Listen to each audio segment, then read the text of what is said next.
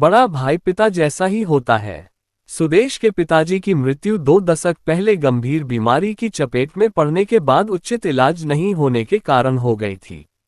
अक्सर गरीब के घर में गंभीर बीमारी के आगमन का अर्थ साक्षात वहां यमदूत का पदार्पण ही होता है। कुछ इसी तरह की बातें प्राइवेट फर्म में काम करने वाले उसके पिताजी के साथ उस समय हुई थी। उसके पिताजी की मौत उस वक्त परिवार पर आसमान से गिरने वाली बिजली की तरह साबित हुई थी। उसकी पत्नी गोमती को 3 बच्चों का परवरिश करना कठिनाइयों से भरा था। सुदेश उस समय तीनों बच्चों में सबसे बड़ा और समझदार था। उसका भाई नीलेश और बहन मीना छोटे थे। सुदेश की मां गोमती अंदर से टूट गई थी, बिखर गई थी। अपने पति की मृत्यु के आघात से उसका अंतस्तल हाहाकार कर रहा था। उसकी आंखें बात बात पर बरसने लगती थी। नीलेश और मीना का नाम स्कूल में फीस नहीं चुकाने के कारण कट गया था। उसके यूनिफॉर्म भी फट गए थे। भरपेट खाना और जरूरी वस्तुओं के लिए परिवार तरसने लगा था। किसी तरह की आय नहीं थी।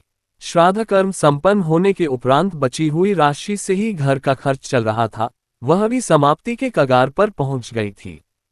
उसकी मां, छोटा भाई और छोटी बहन उदास उदास से रहने लगे।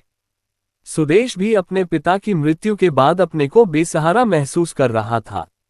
अवसाद व क्षोभ से उसका अंतर्मन व्यथित रहता था, फिर भी अपने परिवार के सामने प्रकट नहीं होने देता था।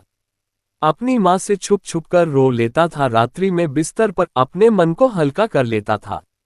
एक रात उसी क्रम में उसकी आत्मा से आवाज आए, ऐसा कब तक करते रहोगे? कभी सोचा है तुमने? तुम घर के सबसे बड़े पुत्र हो, इस परिवार का क्या होगा? इस कुंबे की जिम्मेदारी उठाना तो तुम्हारा फर्ज बनता है। हिम्मत से काम लो, जो होना था सो हो गया। आत्मा की आवाज से उसे हिम्मत मिली। उसने अपने हृदय में उठते दुखों को नजरअंदाज कर दिया और घर की पूरी जिम्मेवारी अपने कंधों पर उठाने के लिए कमर कस लिया। सर्वप्रथम वह अपनी मां, छोटे भाई और बहन के पास पहुंचकर उन लोगों को सांत्वना दिया, ये कहकर कि हम हैं न, तुम लोगों के सारे कष्टों को दूर करूंगा, घबराओ नहीं।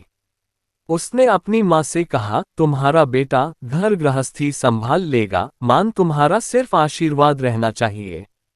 ईश्वर का एक नाम दीनबंधु भी है, मां तुम चिंता मत करो, वह हमारी बिग डाय अवश्य बना देगा। उसकी नजरों से कुछ भी छुपा हुआ नहीं है, वह सब देख रहा है। कहते कहते उसकी आंखें छलछला आई, जिसको उसने सिर घुमाकर तेजी से रुमाल से पोंछ लिया। अपने परिवार के दायित्व को अपने कंधों पर उठा लेने के संकल्प से गोमती को हिम्मत महसूस होने लगी। समय के एक एक पल को व्यर्थ में गंवाना सुदेश के उसूल के खिलाफ था। पहले उसने नीलेश और मीना की स्थगित पढ़ाई को प्रारंभ करवाया, आंशिक रूप से बकाया फीस का भुगतान करके प्रधानाध्यापक से अपनी परिस्थितियों का वास्ता देकर। उसने अपने कॉलेज की पढ़ाई के साथ साथ पार्ट टाइम जॉब करना शुरू कर दिया। इसके अलावा छुट्टियों में छोटा मोटा धंधा करके भी पैसा उपार्जन कर लिया करता था। सुबह टिफिन लेकर जो वह निकलता, रात 10-11 बजे तक वह घर लौटता था। संघर्ष और कठिन परिश्रम के बल पर वह सफलता की सीढ़ियां चढ़ने लगा। इंटर की परीक्षा उसने पास कर ली। अधिक मेहनत मशक्कत करता देखकर गोमती को रहा नहीं गया। उसने भी कोई काम करके कुछ आमदनी करने की इच्छा जताई थी, किंतु किसी कीमत पर सुदेश राजी नहीं हुआ इसके लिए।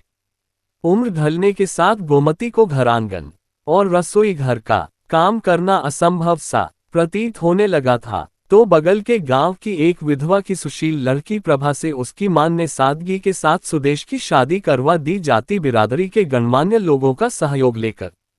ऐसी स्थिति में सुदेश को भी कुछ कहते नहीं बना।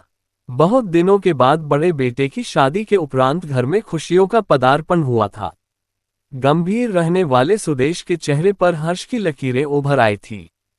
घर का माहौल उमंग उत्साह से सराबोर रहने लगा।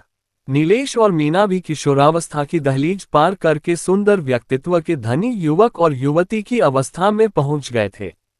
लेकिन ये खुशी अधिक दिनों तक नहीं रही। जैसे पूनम के चांद को ग्रहण लगता है, उसी प्रकार गोमती अचानक चक्कर आने के कारण बाथरूम में सिर के बल गिर पड़ी और बेहोश जो हुई, फिर उसे होश नहीं आया।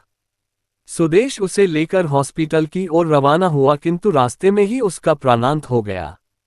मान के गुजर जाने के बाद सुदेश की जिम्मेवारी बढ़ गई थी, किंतु खुशी की बात यह हुई कि उसकी नौकरी नगर निगम में हाउस टैक्स कलेक्टर के पद पर हो गई।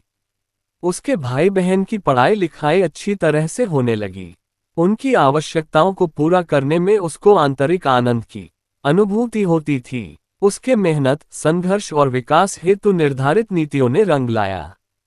नीलेश की गिनती मोहल्ले में मेधावी विद्यार्थी के रूप में होती थी। वह विज्ञान स्नातक प्रथम श्रेणी में उत्तीर्ण हुआ।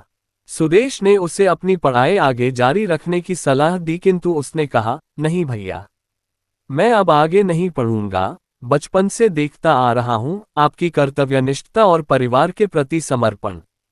आपका और भाभी का मैं ऋणी हूं। आपने जो किया है हम लोगों के लिए, उसका कर्ज इस जन्म में क्या, शायद अगले जन्म में भी नहीं चुका सकूंगा। मैंने कई पदों पर नियुक्ति के लिए आवेदन दिया है। मुझे पूरा विश्वास है कि ईश्वर की कृपा से कहीं न कहीं मेरी नियुक्ति हो ही जाएगी। नीलेश को बैंक में पीओ की नौकरी मिल गई। इस शुभ अवसर पर उसने अपने बड़े भाई और भाभी का चरण स्पर्श किया। भाई और भाभी ने जिंदगी में तरक्की करने का आशीर्वाद दिया, फिर उनको अपने हाथों से मिठाई खिलाया और मिठाई के पैकेट को वहीं पर खड़ी मीना को दे दिया।